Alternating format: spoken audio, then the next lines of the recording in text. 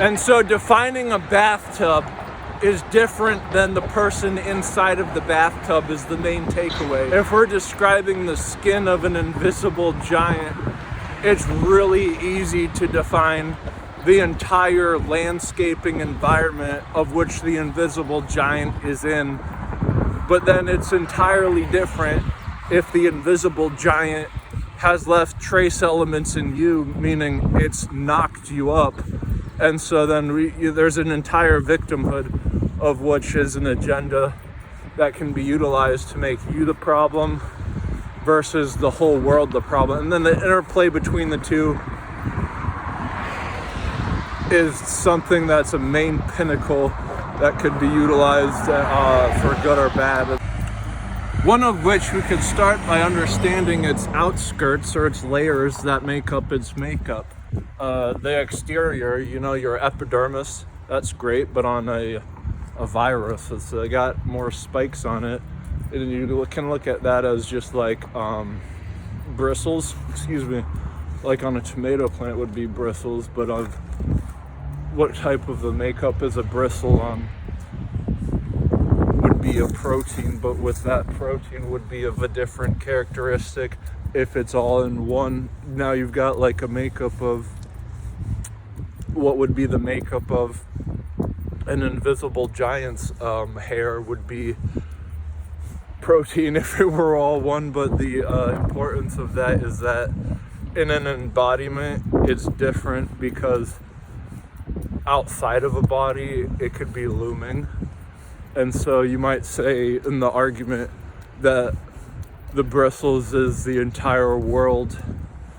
And so with that makeup, you have an infinite amount of, well, not infinite because there's only a definite amount of atoms that make up the entire world, but it's an entirely different characteristic if you're trying to make the entire skin be the entirety of the Earth's surface, because then you would have an entirement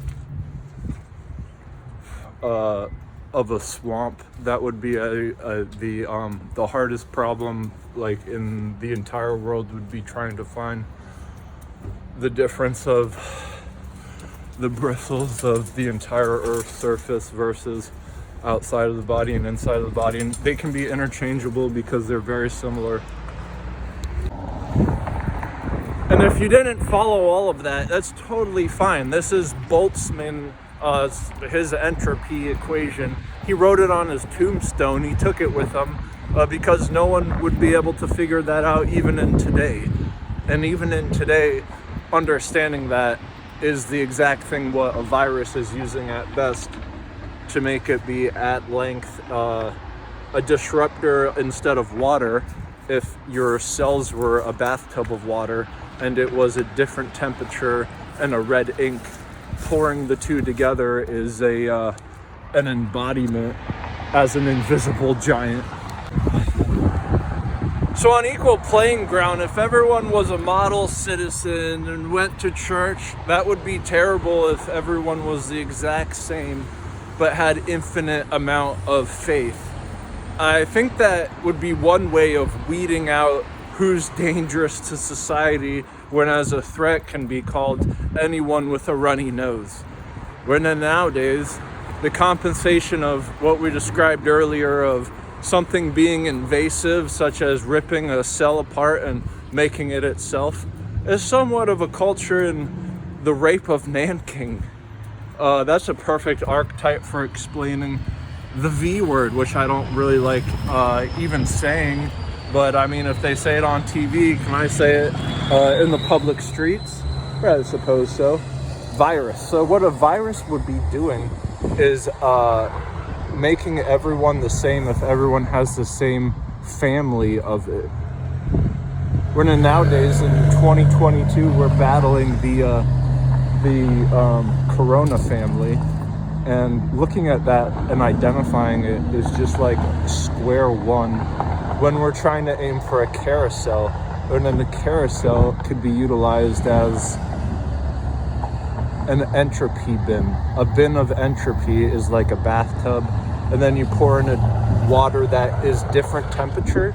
You're going to be able to like have a different temperature water, but if you're trying to pinpoint out which water was the original temperature, it would be helpful to have a color on it, like different ink. And so the problem is that when you're even entering a bathtub with it being different ink, it'll all smooth together to make one different color of all the same without the original being camouflaged in. So the difference of that is a problem in mathematics that is like super hard to configure, because the particles making the different coloration are somewhat hard to separate after they've been added together. It's like, so all you're doing is complaining.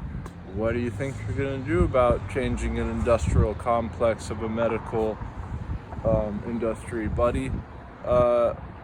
I don't know, something simple that everyone would understand so that they wouldn't have to read, they would just kind of know. You know how pretty radioactive things are like snakes that have pretty colors, but the pretty color snakes are usually the venomous ones. Another archetype, the buckyball. Living in Wisconsin, our mascot in Madison is a bucky badger, and so with just that name alone, you're making major marks on standpoints that are hard to comprehend but easily learned. What would be hard to comprehend and easily learned? A buckyball. This construct is something as though on the micro scale manages like a president would, a micromanager on the micro scale. A buckyball, how could that be enhanced? Well, simply because its dynamics are. If you can make a bridge that goes inside of a buckyball, you, my friend, have had the experience of what a virus does. Enters into a cell through a back door. What this back door might be is any place on a cell, because the cell isn't supposed to get entered, but since it is, it twists with its spikes until its walls are broken. This would be a drawbridge and a back door anywhere. And so if you're in a vehicle all the time and you're not on a bike or by foot or kicking your bike with your feet to traverse it like a skateboard while sitting, you're gonna see stuff, you're gonna miss stuff. How many times you cross a pod that's translucent,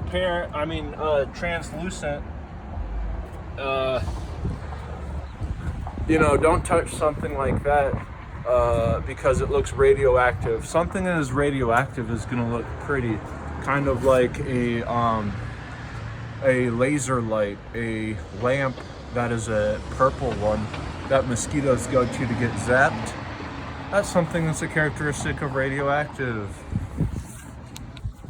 And you mark a place where you're going to get capped at as being something of a discretion, where if you're not going to read up on what they're doing, that they'll utilize it as the best marketing scheme, because who's been so profitable would be the companies of incorporation through the medical complex industry.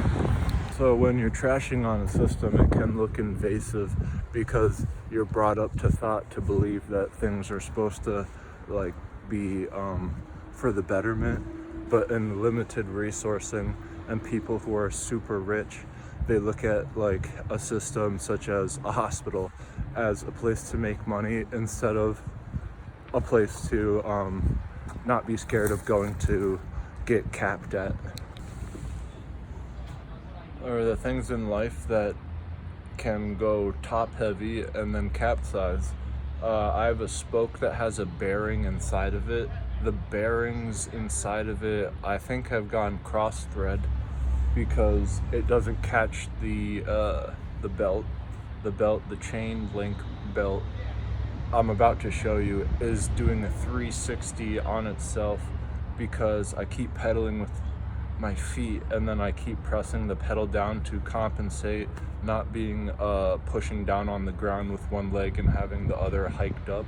So the leg that's hiked up, I push down on the pedal and so it's just winding up the chain, kind of like a rubber band when you twist it, and then the opposite end will spin the thing that would get spinned is ostensibly the spokes with the bearings that are toast. So this is what kind of is encumbering. Oh, and the chain is slightly sliding underneath the crevice. We'll start with the crevice. It's getting hiked up under there pretty tight, huh? And then, but of course, the cross section, it would like to flip on top of itself there.